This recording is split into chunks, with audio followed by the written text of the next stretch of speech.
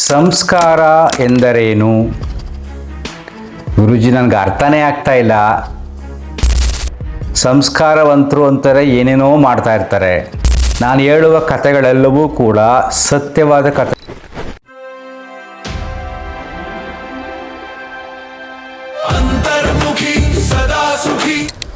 ನಮಸ್ಕಾರ ಸ್ನೇಹಿತರೆ.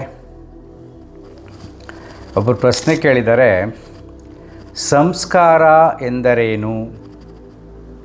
ಗುರುಜಿ, ನನಗೆ ಅರ್ಥನೇ ಆಗ್ತಾ ಇಲ್ಲ.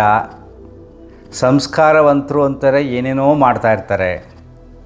ಆ ಪದದ ಅರ್ಥವೇ ಗೊತ್ತಾಗ್ತಲ್ಲ ಅಂತ ಕೇಳಿದ್ದಾರೆ ಪ್ರಶ್ನೆ. ನೋಡಿ, ನಿಮ್ಮೊಂದು ಸರಳವಾಗಿ ಹೇಳ್ತೀನಿ.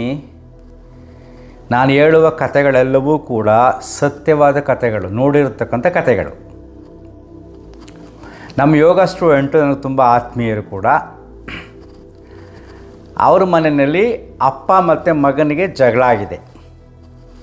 ಯಾವುದೋ ಫ್ಲ್ಯಾಟ್ ಮಾರಬೇಕು ಅಂತ, ಮಗ ಬೇಡ ಅಂತ, ಹಿಂಗೆ ಜಗಳ ಜೋರಾಗಿದೆ. ಸೊ ತಂದೆ ಏನು ಮಾಡಿದ್ದಾರೆ, ನಿನ್ನ ಜೊತೆ ನಾನು ಇರೋದೇ ಇಲ್ಲ, ನಾನು ಸಪ್ರೇಟ್ ನನ್ನ ಪಾಡು ನಾನು ನಮ್ಮ ಮನೇಲಿ ಇರ್ತೀನಿ, ಮೈಸೂರಲ್ಲಿ ಫ್ಲ್ಯಾಟ್ ಇದೆ, ಬೆಂಗಳೂರಲ್ಲಿದೆ ಅಂತ ಹೇಳಿದ್ದಾರೆ. ಆಯಿತು ಅಂತ ಡಿಸೈಡ್ ಮಾಡಿ ಪ್ಯಾಕಿಂಗ್ ಎಲ್ಲ ಮಾಡ್ತಾಯಿದ್ದಾರೆ. ಆ ಪ್ಯಾಕಿಂಗ್ ಮಾಡಬೇಕಾದ್ರೆ ಸೊಸೆನೂ ಕೂಡ ಪ್ಯಾಕ್ ಮಾಡ್ತಾಯಿದ್ದಾಳೆ. ಎಲ್ಲರಿಗೂ ಆಶ್ಚರ್ಯ. ಆಗ ಮಾವ ಕೇಳಿದ್ರು, ನೀನು ಯಾಕಮ್ಮ ಪ್ಯಾಕ್ ಮಾಡ್ತಿದ್ಯಾ ಅಂತ. ಆಗ ಸೊಸೆ ಹೇಳಿದ್ಲು, ನಿಮಗೆ ವಯಸ್ಸಾಗಿದೆ, ಇಬ್ಬರಿಗೂ ಕಾಯಿಲೆ ಇದೆ, ನೀವಿಬ್ಬರು ಹೋಗಿ ಸಪ್ರೇಟಾಗಿದ್ದರೆ ನಿಮ್ಮ ನೋಡ್ಕೊಳ್ಳೋರು ಯಾರು? ನಿಮ್ಮ ಮಗ ಗಟ್ಟಿಯಾಗಿದ್ದಾರೆ, ಅವರು ಸಂಸಾರ ಮಾಡಲಿ, ಮಕ್ಕಳು ಶಾಲೆ ಕಳಿಸ್ಲಿ, ನಾನು ನಿಮ್ಮ ಜೊತೆ ಬರ್ತೀನಿ ನಡೀರಿ ಅಂತ ಅವರೂ ಪ್ಯಾಕ್ ಮಾಡ್ತಿದ್ದಾರೆ ಸೊಸೆ. ಇದು ಸಂಸ್ಕಾರ. ಬೇರೆ ಸೊಸೆಂದರಾದರೆ ಸದ್ಯ ಹೋದ್ರೂ ಸಾಕು ಅಂತ ಕಾಯ್ತಿರ್ತಾರೆ. ಒಂದು ಎಕ್ಸಾಂಪಲು, ಅದು ದೊಡ್ಡ ಕಥೆ ಇದೆ. ಅವರ ಮನೆಯ ಕಲ್ಚರ್ ನಾನು ನಿಮ್ಗೆ ಹೇಳ್ತೀನಿ. ಅಣ್ಣ ತಮ್ಮ ಇಬ್ಬರಿದ್ದಾರೆ, ಚೆನ್ನಾಗಿ ಆಸ್ತಿ ಇದೆ, ಮಧ್ಯಮ ವರ್ಗದವರು. 3 ಜನ ಹೆಣ್ಮಕ್ಳು ತಮ್ಮನಿಗೆ, ಅಣ್ಣನಿಗೆ 1 ಹೆಣ್ಮಗು, 2 ಗಂಡು ಮಕ್ಕಳು. ಒಬ್ಬ ಮಗ ಬ್ಯಾಂಕಲ್ಲಿ ಮ್ಯಾನೇಜರ್, ಇನ್ನೊಬ್ಬ ಎಂಜಿನಿಯರ್. ಸೊ ಅಣ್ಣ ತೀರೋದ ಮೇಲೆ ಅಣ್ಣನ ಮಗ ಎಂಜಿನಿಯರ್ ಆಗಿದ್ದವರು, ಮನೇಲಿ ಯಾರೂ ಇಲ್ಲ, ನಮ್ಮ ಚಿಕ್ಕಪ್ಪ ಚಿಕ್ಕಮ್ಮನ ಬೇರೆಯವ್ರು ನೋಡ್ಕೊಳ್ಳೋಕ್ಕೆ ಅಂತ ಬೆಂಗಳೂರು ಇರ್ತಕ್ಕಂಥ ಕೆಲಸ ಬಿಟ್ಟು ವ್ಯವಸಾಯ ಮಾಡೋಣ ಅಂತ ಹಳ್ಳಿಗೆ ಹೋಗಿ ವ್ಯವಸಾಯ ಮಾಡ್ತಿದ್ದಾರೆ, ಚೆನ್ನಾಗಿದ್ದಾರೆ. ಅಲ್ಲಿ ಈ 3 ಹೆಣ್ಣು ಮಕ್ಕಳಿಗೂ ಚೆನ್ನಾಗಿ ಮದುವೆ ಮಾಡಿದ್ದಾರೆ, ಅವರ ಮಗಳಿಗೂ ಮದುವೆ ಮಾಡಿದ್ದಾರೆ. ಒಟ್ಟು ಕುಟುಂಬ ಭಾಗ ಆಗಿಲ್ಲ. ರೀಸೆಂಟಾಗಿ ತಂದೆ ಸಾಯುವಾಗ 3 ಜನ ಹೆಣ್ಮಕ್ಳನ್ನ ಕೂರಿಸ್ಕೊಂಡು, ನಿಮ್ಮಣ್ಣ ಎಲ್ಲೆಲ್ಲಿ ಸೈನ್ ಹಾಕು ಅಂತ ಹೇಳ್ತಾರೋ ಅಲ್ಲಿ ನೀವು ಸೈನ್ ಹಾಕ್ಬಿಡಿ, ಒಂದು ಮಾತನ್ನು ಮಾತನಾಡಬೇಡಿ, ನಿಮಗೆ ವ್ಯವಸ್ಥಿತವಾಗಿ ಮದುವೆ ಮಾಡಿ ಕಳಿಸಿದ್ದೀವಿ, ಆಸ್ತಿನಲ್ಲಿ ಭಾಗ ಕೇಳೋದು, ಹಣ ಕೇಳೋದು ಏನು ಮಾಡಬೇಡಿ ಅಂತ ಹೇಳಿದ್ದಾರೆ. 3 ಜನ ಹೆಣ್ಮಕ್ಳು ಖುಷಿಯಿಂದ, ಅಯ್ಯೋ ಆ ಯೋಚನೆನೇ ಮಾಡಿಲ್ಲ ಅಂತ ಹೇಳಿದ್ದಾರೆ ಅವರು. ಇದು ಸಂಸ್ಕಾರ. ಆ ಪರಿಸ್ಥಿತಿಯನ್ನು ಅರ್ಥ ಮಾಡಿಕೊಂಡು ಆ ಮನಸ್ಸುಗಳಿಗೆ ಸ್ಪಂದಿಸುವ ರೀತಿ,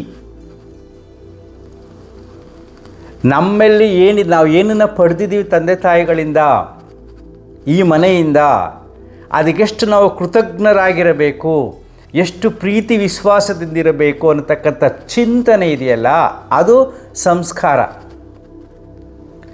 ಬೆಳಗ್ಗೆಯಿಂದ ಸಂಜೆವರೆಗೂ ದೇವರ ಪೂಜೆಯನ್ನು ಮಾಡಿ ಮನಸ್ಸಿನಲ್ಲಿ ಶಾಂತಿ ಇಲ್ಲದೆ, ಭಾವನೆಗಳಲ್ಲಿ ರಾಗ ದ್ವೇಷಗಳನ್ನು ತುಂಬಿಕೊಂಡು ಒಬ್ಬರ ಮೇಲೆ ಸೇಡ್ ಮಾಡ್ತಾ, ಸುಳ್ಳೇಳಿ ಹಣ ಮಾಡೋದು, ಆಸ್ತಿ ಹೊಡೆಯೋದು, ಆದರೆ ಬೆಳಗ್ಗೆ ದಿನ ಪೂಜೆ ಮಾಡೋದು, ಹಣೆ ಮೇಲೆ ಕುಂಕುಮ ಇಟ್ಕೊಳ್ಳೋದು, ಬರೀ ಸುಳ್ಳೇಳ್ತಾನೆ ಇರೋದು, ಇದು ಸಂಸ್ಕಾರ ಅಲ್ಲ. ನೀವು ಮಾಡುವ ಯಾವುದೇ ಪೂಜೆ ವಿಧಾನಗಳಿಗೆ, ಚಿಂತನೆಗಳಿಗೆ, ವ್ರತಗಳಿಗೆ ಯಾವುದಕ್ಕೂ ಬೆಲೆ ಇಲ್ಲ. ಯಾಕೆಂದರೆ ಮನಸ್ಸು ಪರಿಶುದ್ಧವಾಗಿಲ್ಲ. ಯಾರ ಮನಸ್ಸು ಪರಿಶುದ್ಧವಾಗಿಲ್ಲವೋ, ಪರಿಶುದ್ಧತೆ ಅಂದ್ರೇನು?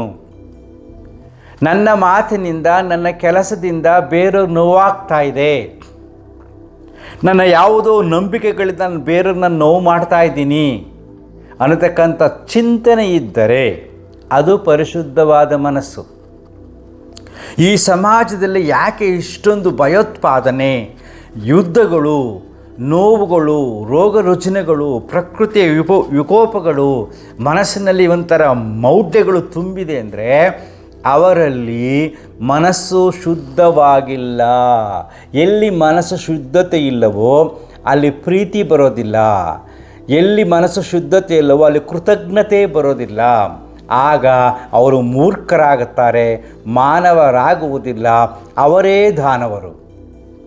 ಧರ್ಮದ ಹೆಸರಿನಲ್ಲಿ ಭಯೋತ್ಪಾದನೆ, ದೇವರ ಹೆಸರಿನಲ್ಲಿ ಭಯೋತ್ಪಾದನೆ, ಜಾತಿಯ ಹೆಸರಿನಲ್ಲಿ ಭಯೋತ್ಪಾದನೆ, ನಾನಾ ವೇಷಗಳಲ್ಲಿ ಮೋಸಗಳು ಇವೆಲ್ಲವೂ ತುಂಬಿರುವಾಗ ಅವರು ಸುಸಂಸ್ಕೃತರು, ಸಂಸ್ಕಾರವಂತರು ಅಲ್ಲ. ಅವರೊಂದು ಮುಖವಾಡ ಆಗಿರತಕ್ಕಂಥ ವೇಷಧಾರಿಗಳು. ಸೊ ಯಾವುದೇ ಧರ್ಮವಾಗಲಿ, ಯಾವುದೇ ಜಾತಿಯಾಗಲಿ, ಯಾವುದೇ ದೇವರನ್ನು ಪೂಜಿಸುವರೇ ಆಗಲಿ, ಅವರು ಸಂಸ್ಕೃತರಾದರೆ, ಸಂಸ್ಕಾರವಂತರಾದರೆ ಬೇರೆಯವರಿಗೆ ಕೇಡನ್ನು ಬಯಸುವುದಿಲ್ಲ, ಬೇರೆಯವರ ನೋವನ್ನು ನೋಡಿ ಸಂಭ್ರಮಿಸುವುದಿಲ್ಲ. ಸೊ ಎಷ್ಟು ಸಾಧ್ಯವೋ ಅಷ್ಟು ನನ್ನಿಂದ ಸಹಾಯ ಆಗಬೇಕು, ನಾನು ಎಷ್ಟು ಸಾಧ್ಯವೋ ಅಷ್ಟು ನಾವು ಕೊಡಬೇಕು ಅನ್ನತಕ್ಕಂಥ ಚಿಂತನೆ ಇರುತ್ತೆ. Giving is the divine quality. ಕೊಡುವುದು ದೈವೀ ಗುಣ. ಕಿತ್ಕೊಳ್ಳೋದು, ದುರಾಸೆ ಪಡೋದು ಅಸುರಿ ಗುಣ, ರಾಕ್ಷಸ ಗುಣ ಅಂತ ನಾವು ಕರಿತೀವಿ. ಸೊ ಸಂಸ್ಕಾರವಂತರು ಅಂದರೆ ಪ್ರತಿನಿತ್ಯ ಪೂಜೆ, ಹೋಮ, ಹವನಗಳನ್ನು ಮಾಡಿ ದೇವರ ಚಿಂತನೆಯನ್ನು ಮಾಡುವವರು ಸಂಸ್ಕಾರವಂತರಲ್ಲ.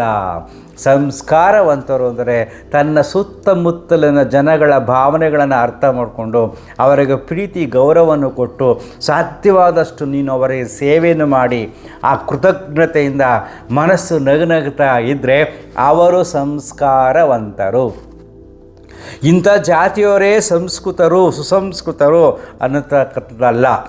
ಎಲ್ಲ ನಾಗರಿಕರಲ್ಲಿ ಸಮಾಜದ ಬಗ್ಗೆ, ಸಂಸಾರದ ಬಗ್ಗೆ, ವ್ಯಕ್ತಿತ್ವಗಳ ಬಗ್ಗೆ ಎಲ್ಲಿ ಕಾಮನ್ ಸೆನ್ಸ್ ಅಂತ ಕರಿತೀವಿ, ಅಂದರೆ ನನ್ನಂತೆ ಬೇರೆಯವರು, that is called common sense. ನನ್ನಂತೆ ಬೇರೆಯವರು, ನನಗೆ ಮೋಸ ಮಾಡಿದ್ರೆ ನನಗಿಷ್ಟ ಆಗಲ್ಲ, ನಾನು ಮಾಡಬಾರ್ದು. ನನ್ನ ತಪ್ಪುಗಳನ್ನು ಕ್ಷಮಿಸಿ ಪ್ರೀತಿಸಿದರೆ ಎಷ್ಟೊಂದು ಖುಷಿಯಾಗತ್ತೆ.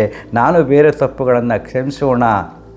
ನನಗೆ ಯಾರಾದರೂ ಏನಾದರೂ ಗೌರವ ಕೊಟ್ಟರೆ, ಹಣ ಕೊಟ್ಟರೆ, ದಾನ ಕೊಟ್ಟರೆ ಎಷ್ಟು ಖುಷಿಯಾಗತ್ತೆ. ನೀನು ಕೊಡು. ಇದು ಕಾಮನ್ ಸೆನ್ಸ್, ಇದು ಸಂಸ್ಕಾರ. ಇದು ಎಲ್ಲಿಂದ ಬರುತ್ತೆ? ನಿನ್ನ ಮನಸ್ಸಿನಿಂದ ಬರುತ್ತೆ, ನಿನ್ನೊಳಗಿನಿಂದ ಬರುತ್ತೆ. ಸಂಸ್ಕಾರ ನಿನ್ನ ಆತ್ಮಸಾಕ್ಷಿಯಿಂದ ಬರತಕ್ಕಂಥ ನುಡಿಗಳು.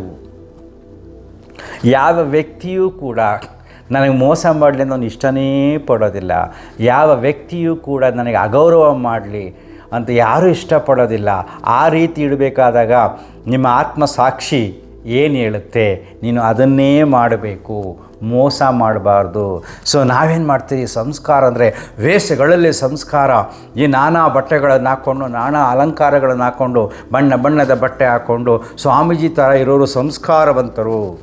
ಅಥವಾ ದಿನ ಪ್ರತಿನಿತ್ಯ ಪೂಜೆ ಮಾಡಿ ವಿಭೂತಿ ಹಾಕೊಂಡು ಕುಂಕುಮ ಹಾಕ್ಕೊಂಡು ಬರೋರು ಸಂಸ್ಕಾರವಂತರು ಅಂತ ಹೇಳ್ತೀವಿ. ಎಷ್ಟೋ ಜನ ಕುಂಕುಮ ಹಾಕ್ಕೊಂಡು ಬೆಳಗ್ಗೆ ಸಂಜೆವರೆಗೂ ಸುಳ್ಳು ಹೇಳ್ತಾನೇ ಇರ್ತಾರೆ, ಮೋಸ ಮಾಡ್ತಾನೇ ಇರ್ತಾರೆ, ದುರಾಸೆ ತುಂಬಿರುತ್ತೆ, ಭ್ರಷ್ಟಾಚಾರ ತುಂಬಿರುತ್ತೆ.